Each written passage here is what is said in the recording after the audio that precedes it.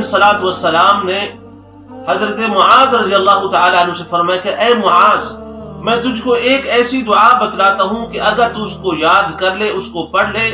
تو تیرے اوپر احد پہاڑ کے برابر بھی قرضے ہوں گے، تو اللہ رب العزت تیرے قرضوں کو آسان فرما دیں، قرضوں کی ادائیگی فرما دیں گے۔ وہ دعا کیا ہے؟ فرمایا قل اللہم مالک الملک تؤتی الملک من تشاء وتنزع الملک ممن تشاء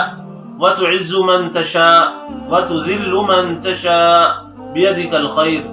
انک علی کل شیء قدیر رحمن الدنیا والآخرة ورحیمہما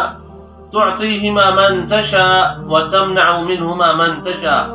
ارحمنی رحمتا من عندک تغنینی بها عمن سواک۔ اور یہ دعا آپ کی سکرین کے اوپر بھی نظر آ رہی ہے۔ تو پیارے بھائیو، آپ نے ہر فرض نماز کے بعد بیٹھ جانا ہے اور اس دعا کو